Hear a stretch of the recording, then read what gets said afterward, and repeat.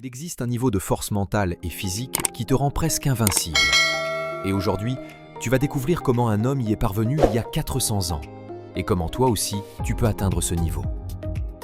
As-tu déjà croisé quelqu'un qui ne casse jamais? Quelqu'un qui fait face à n'importe quelle situation sans hésiter, sans reculer, sans négocier avec lui-même. Pendant que tout le monde cherche des excuses pour justifier ses échecs, pendant que les autres abandonnent dès la première difficulté, elle continue. Et tu sais ce que les gens disent? Ce gars a de la chance. Cette femme est comme ça grâce à sa génétique. Il a réussi parce qu'il connaît le patron. Mais beaucoup ne veulent pas accepter une vérité simple. Ce niveau-là a un prix. Un prix que la majorité n'est pas prête à payer, mais qu'elle critique pourtant chez ceux qui montent sur le champ de bataille. Pourtant, il y a eu un homme au Japon durant l'ère Tokugawa. Un homme qui a remporté plus de 60 duels. Il a commencé à 13 ans et n'a jamais perdu. Je parle là de Miyamoto Musashi. Et il n'était ni le plus fort physiquement, ni le plus rapide. Mais il avait développé quelque chose d'inébranlable, un esprit sans hésitation, un corps sans limite. Avant de mourir, il a tout écrit dans un livre, Gorin no Sho, le livre des 5 anneaux. Et dans ces pages, il a laissé la carte exacte pour transformer ton esprit et ton corps au point que les gens te regarderont en se demandant « Comment c'est possible ?» Mais il y a un piège. La méthode de Musashi ne repose pas sur la motivation. Elle repose sur l'élimination. Il n'a pas construit sa force en ajoutant des choses. Il l'a construite en retirant tout ce qui l'en empêchait. Avant que je t'explique exactement comment fonctionne ce système, je t'invite à t'abonner à la chaîne, liker la vidéo et commenter. Quelle est ta plus grande faiblesse mentale ou physique que tu veux éliminer?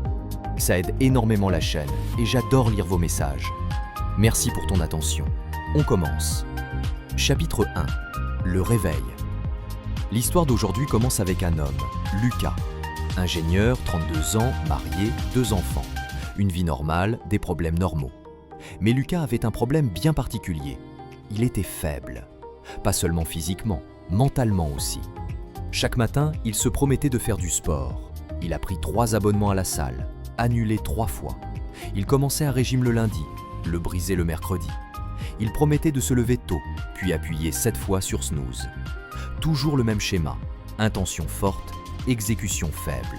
Et ce n'était pas tout. Au travail, dès que ça devenait difficile, il figeait. Les discussions sérieuses avec sa femme, il les repoussait. L'éducation des enfants, il laissait sa femme gérer. Lucas vivait en pilote automatique. Il réagissait, il n'agissait plus. Jusqu'au jour où il a fait une crise de panique devant son patron, en pleine réunion. Cœur qui s'emballe, main moite, vertige. Il a dû sortir de la salle. Les examens médicaux étaient normaux. Le diagnostic, stress, anxiété, absence de fitness mentale. Le médecin lui a dit quelque chose qui a tout changé. Ton corps réagit à des menaces qui n'existent pas, parce que ton esprit n'est pas entraîné à distinguer le danger réel du simple inconfort. Tu dois entraîner ton système nerveux. Lucas rentre chez lui. Il commence à chercher comment renforcer l'esprit, comment devenir vraiment fort mentalement. C'est là qu'il découvre Miyamoto Musashi.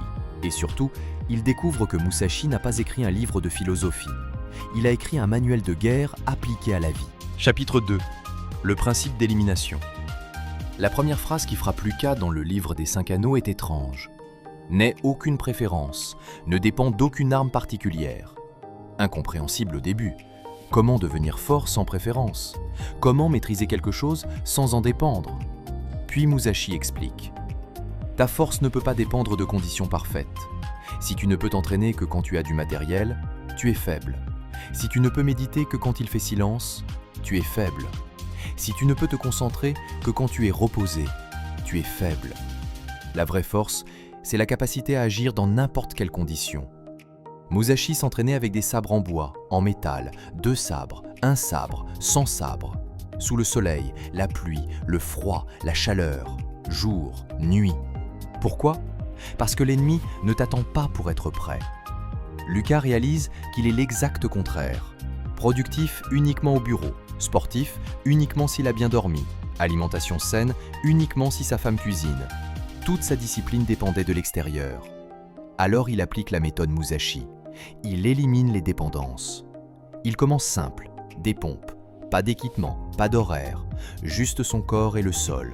20 pompes par jour, n'importe où, n'importe quand, quelles que soient les conditions. Semaine 1, facile.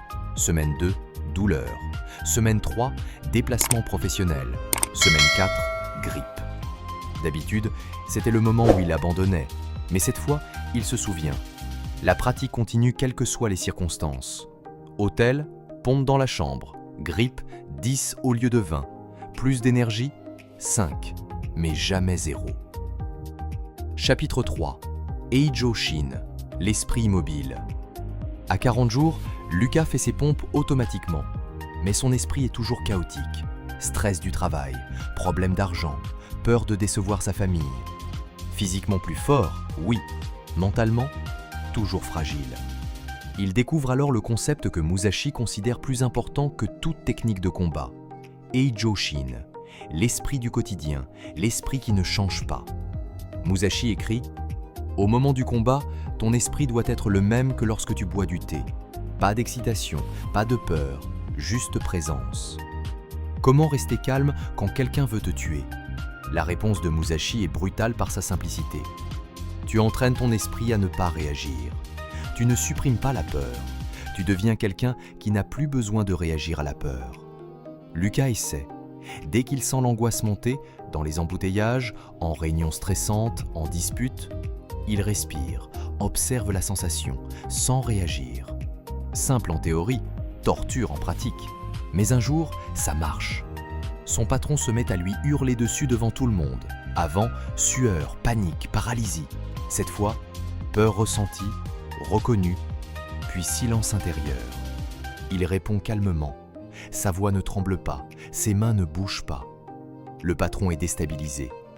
Lucas vient d'accéder pour la première fois à Eijo Shin, l'esprit qui ne bouge pas.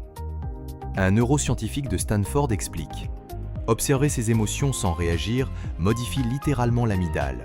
Avec le temps, ce qui déclenchait la panique déclenche simplement une reconnaissance. » Chapitre 4. Sennin no Michi, la voix du guerrier. Musashi savait qu'un esprit calme sans corps solide n'était qu'une illusion.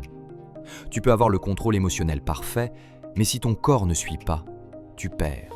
Il écrit « Entraîne-toi durement pour fortifier le corps. Quand le corps est faible, l'esprit chancelle. » Lucas fait des pompes depuis 60 jours.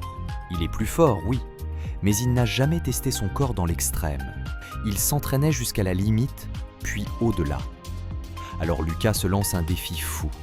100 pompes par jour pendant 30 jours. Jour 1, 45 minutes. Jour 5, il ne peut plus lever les bras. Jour 10, sa femme lui dit qu'il exagère. Jour 15, 100 pompes en 20 minutes. Jour 30, 100 pompes en 12 minutes, sans s'arrêter. Mais le plus grand changement, ce n'est pas le corps, c'est la tête. Quand tu te prouves que tu peux faire l'impossible, tu arrêtes de négocier, tu exécutes. Musashi appelait cela Sennin no Michi, la voix du guerrier. Ce n'est pas le talent, c'est l'élimination de l'idée même que « je ne peux pas ». Chapitre 5. Zanshin, la conscience permanente. Lucas est plus fort, plus calme. Mais Musashi avait un troisième principe, Zanshin, l'esprit qui reste. Ce n'est pas être tendu, c'est être présent, sans jamais se déconnecter.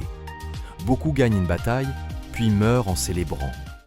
Musashi disait « Le combat ne finit pas quand l'ennemi tombe, il finit quand tu es en sécurité. » Lucas réalise qu'il vit l'inverse. Il termine un projet, il se relâche complètement. Il atteint un objectif, il arrête tout. Il résout un problème, il ignore les signes du suivant. Alors il pratique Zanshin.